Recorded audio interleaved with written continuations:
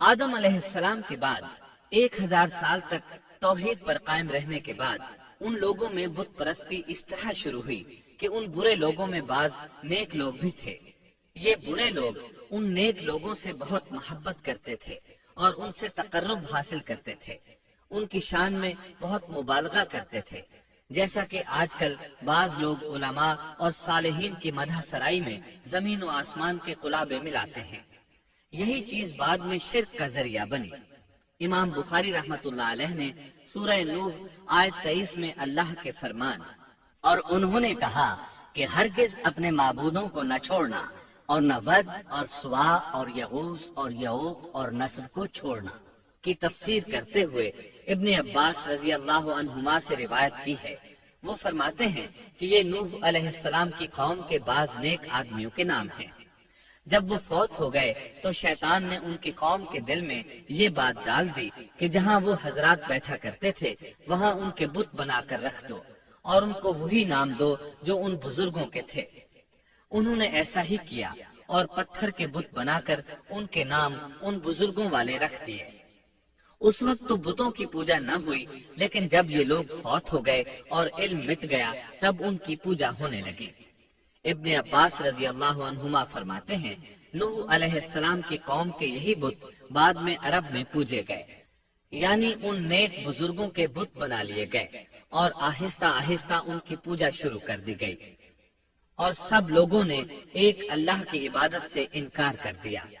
نوح علیہ السلام اکیلے اس دنیا میں موحد اور توحید پرست باقی رہ گئے۔ نوح علیہ السلام کا نسب کچھ یوں ہے: نوح بن لامک بن متو شلح بن ادریس۔ اس طرح ادریس علیہ السلام ان کے پردادا ہوئے۔ اس وقت لوگوں کی عمریں بہت طویل ہوتی تھیں، اس لیے ہم کہہ سکتے ہیں کہ ادریس علیہ السلام کئی 100 سال زندہ رہے اور نوح علیہ السلام 1000 سال سے بھی زیادہ عرصہ زندہ رہے۔ عمریں لمبی ہونے کی وجہ سے ادریس علیہ السلام اور نوح علیہ السلام کے درمیان کافی مدت بنتی ہے، اور اسی مدت کے دوران کفر و شرک نے زور پکڑا اور بتوں کی عبادت شروع ہو گئی۔ تب اللہ تعالیٰ نے نوح علیہ السلام کو زمین میں مبعوث فرمایا۔ ابن عباس رضی اللہ عنہما سے روایت ہے کہ نبی صلی اللہ علیہ وسلم نے فرمایا آدم علیہ السلام اور نوح علیہ السلام کے درمیان 10 قرن تھے۔ ایک قرن 100 سال کا ہوتا ہے۔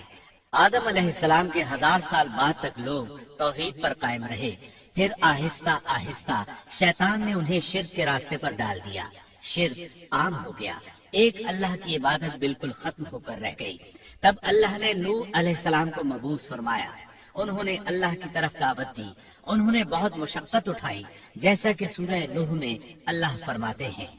اللہ تعالیٰ بخشش اور رحم کرنے والے کے نام سے شروع کرتا ہوں۔ یقیناً ہم نے نوح کو ان کی قوم کی طرف بھیجا کہ اپنی قوم کو ڈراؤ اور خبردار کر دو،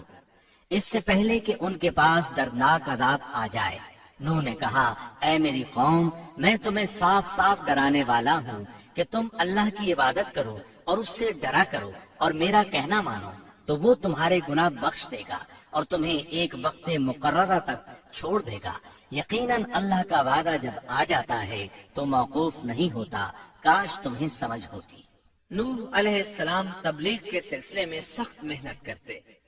دن رات لوگوں کے گھروں اور ان کے اجتماعات میں جا جا کر انہیں دعوت دیتے۔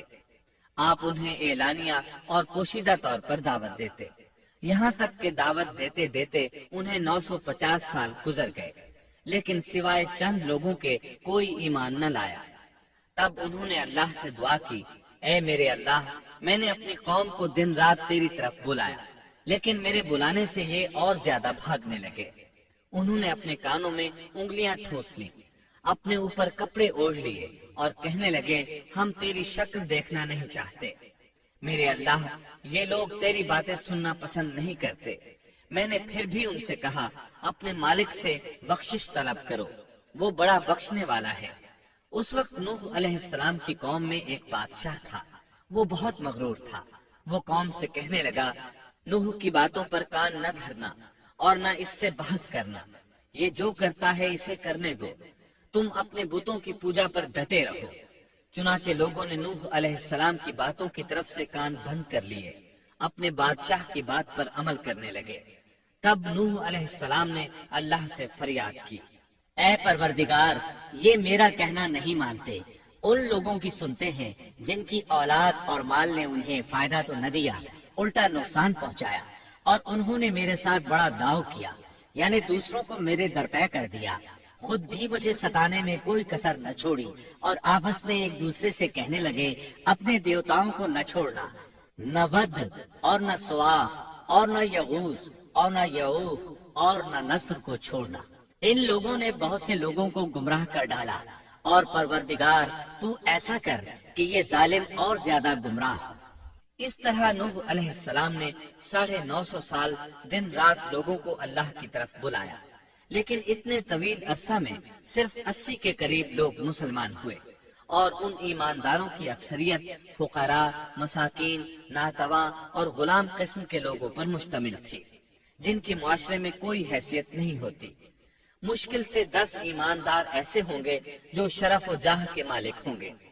چنانچہ نوح علیہ السلام کے مغرور سرداروں نے جب اس صورتحال کو دیکھا تو اکٹھے ہو کر نوح علیہ السلام کے پاس آئے اور کہنے لگے، اے نوح، ہم چاہتے ہیں تیری باتیں سنیں اور لوگوں کو بھی تیری باتیں سننے کی ترغیب دیں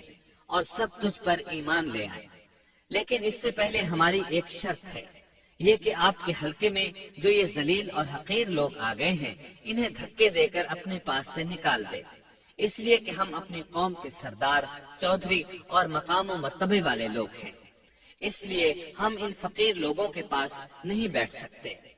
اگر آپ انہیں نکال دیتے ہیں تو ہم ایمان لے آئیں گے۔ اللہ تعالیٰ نے نوح علیہ السلام کی قوم کے ان سرداروں کی تردید سورہ ہود آیات 27 تا 31 میں کی ہے۔ اللہ تعالیٰ فرماتے ہیں، کافر سردار نوح سے کہنے لگے ہم تو یہی دیکھتے ہیں کہ تو ہماری طرح ایک آدمی ہے، اور یہ بھی دیکھتے ہیں کہ صرف ان لوگوں نے تیری پیروی کی ہے جو ہم میں رذیل ہیں، وہ بھی اوپر کی عقل سے، اور ہم تو تمہیں کسی بات میں اپنے سے زیادہ نہیں پاتے بلکہ تمہیں جھوٹا خیال کرتے ہیں۔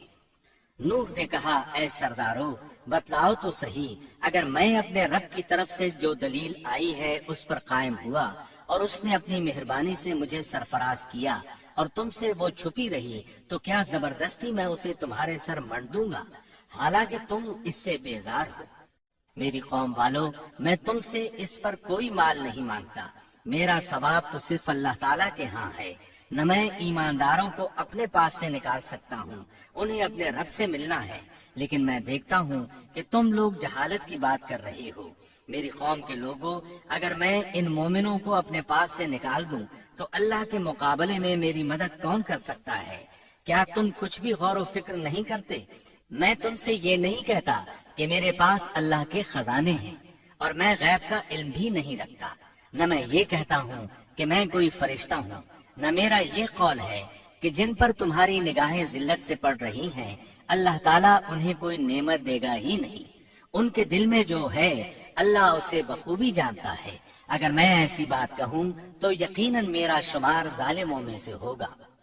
اس پر نوح علیہ السلام کی قوم اور اکڑ گئی اور وہ کہنے لگے،